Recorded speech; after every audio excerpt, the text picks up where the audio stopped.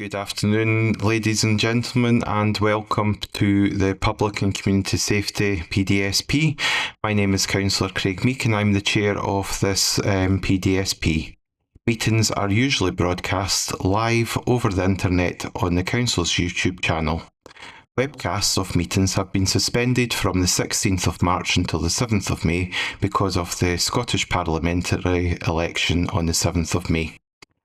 This meeting is not therefore being webcast live. Members of the public will still have their usual statutory right to attend meetings in person, even if they're not being webcast. This recording of the meeting will be available on the Council's website soon after the 7th of May. Today I'm being assisted by Julie Whitelaw and colleagues from Committee Services and IT Services. Attendees may join the meeting from another location. And it's just a reminder that everything that's said whilst the microphones are live will be recorded. Members are therefore asked to be polite, respectful and patient. There is more information, including a privacy statement about meeting arrangements on the Council's website. So moving on with the actual agenda, so apologies for absence. Thank you, Chair. I have apologies today from Councillor Muldoon, who is substituted by Councillor Mannion, and also from John Sivis from the Joint Forum of Community Councils. That's grand, thank you.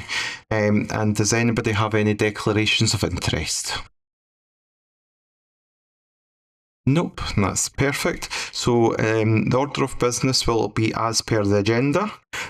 So item number 4 is the draft minutes. Are we happy to approve the draft minutes of this PDSP? Of the meeting held on the 27th of February 2026. Thank you.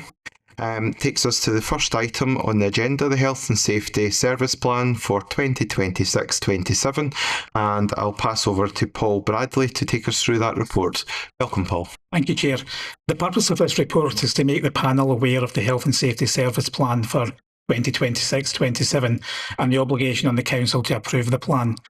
The Council has a duty to prepare and approve an annual service plan covering how it will perform its statutory duties in terms of enforcing health and safety legislation. A copy of the plan is attached to the report. These duties are carried out by the Environmental Health Service, and the service shares enforcement responsibility with the Health and Safety Executive, depending on the type of premise or activity which is being undertaken. It's important to recognise significant impacts of health and safety failures in terms of financial and human costs. The service is focused on ensuring attention is directed to the issues which can have a significant impact on public health. These are outlined in section D2 of this report and within the service plan. The service continues to face a number of challenges in terms of delivering health and safety protection work, but the plan also identifies a number of positive aspects of service delivery. The service continues to be flexible and prioritised to adapt to challenges and new demands. Here, the recommendation is that the panel note the report and that it will be presented for approval to the Council Executive. Happy to take any questions. Thank you very much, Paul. And we'll move directly on to questions. Councillor Kenna. Linda. Thank you, Chair. It's actually on. It's part of the plan. I don't know what page it is. I'm looking to see in Appendix 3. It doesn't have a page number. It's where it's got workload priorities. It's towards the back of the appendix, where all the charts are. Yep. My question really is, I was quite surprised, being on governance and risk, I was quite surprised to see the categories of assessment there, you know, emergencies, highest, high consequence, reactive, proactive, medium consequence. Was there a reason why you didn't use the risk assessment approach that all the other services have done for your performance?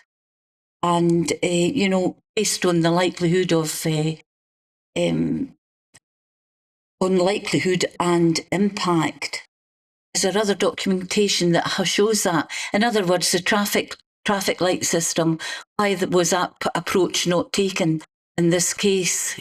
Because it seems to be, I've not seen that you know, especially with a performance report. Yeah, that's the, to be honest, that's a system we've adopted for several years now, and it's certainly a comment we could take on board in considering the report going forward. I'm thinking, Chair, it's because if the priorities change, then how are you going to, and how will the performance of these priorities be reported back? So it might be, you know, over multiple years, where you have tables and reports. I think it would be going from governance and risk and looking at that.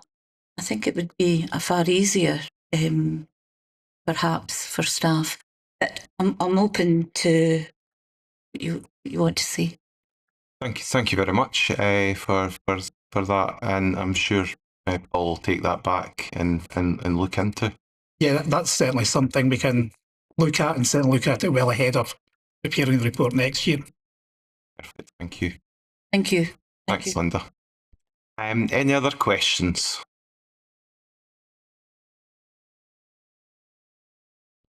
Councillor Paul, George?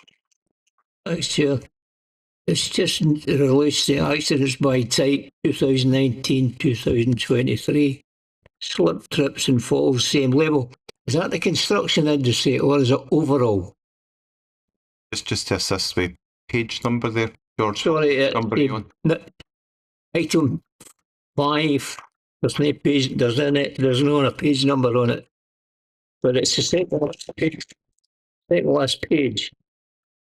Or should I say third last page? Perfect. Thank you. So it's page 39. Thank you. Paul?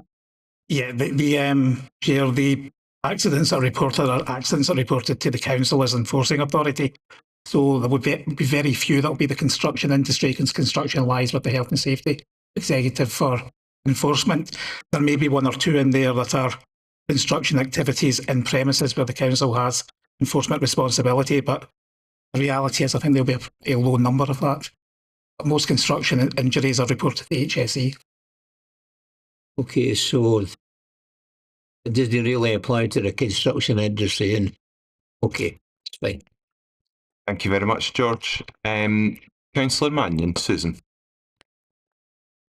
Thank you, Chair. It's just to check on page 8 at the bottom, section 3.5, in relation to primary authority partnership. So this is a bit new to me, so I just wanted to check. Was it a definite policy to move away from formal agreements as the primary authority partner, or is that just through circumstances and a change in position? Yeah. Well, Chair, the primary authority partnership is quite a significant drain of resources for local authorities. I think it's a combination of both the factors. In general, there's less primary authority partnerships, and the type of organisations which tend to have them tend not to be headquartered in West Lothian. Mm-hmm. So that we did have one in the distant past, but that company moved to head office, and that was the end of that, really. Thank you. Thanks very much. Any further questions? Any comments? No, are we happy to approve the recommendations in the report?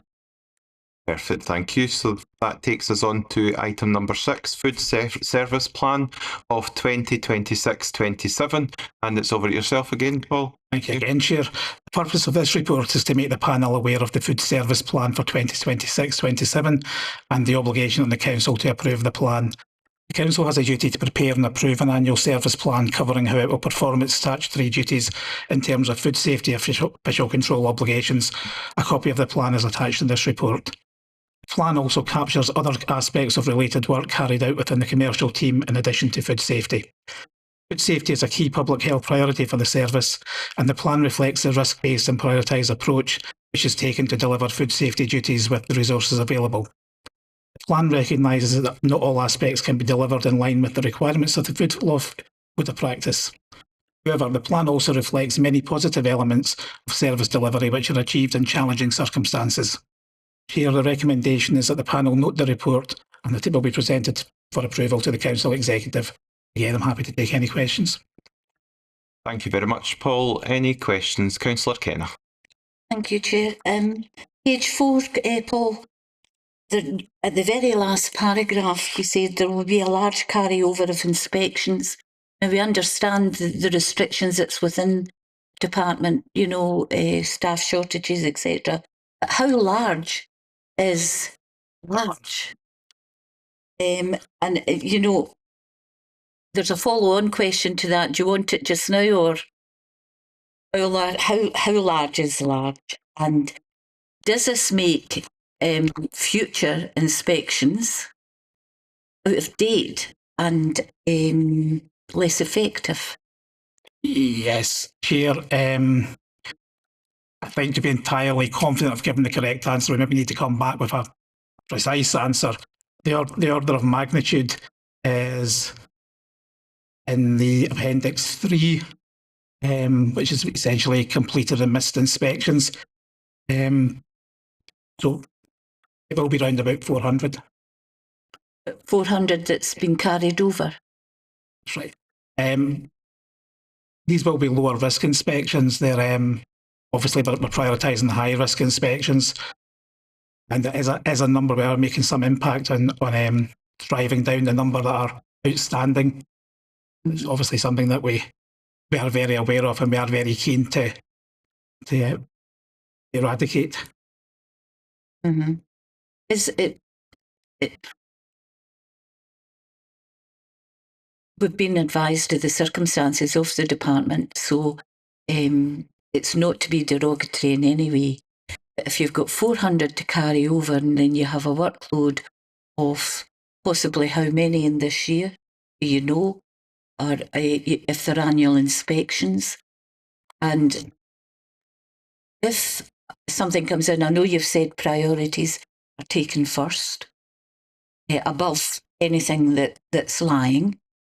But if there has been a premise that has just been borderline and you're due to go back to them, and it's going to be, you know, about a year before you get back to them, is that not putting public health at risk? I know it's an awkward question, but I think the overriding thing about how the inspection plan is managed is the higher risk premises are always prioritised. We also have the factor that the essential to do work, the emergencies, such like, you always get done first. That's what you'll always do. So it's the kind of converse way. The inspection backlog is the thing that's most affected by dealing with vacancies. So, for example, we have managed to fill a vacancy, which is quite a big proportion in the size of team we have.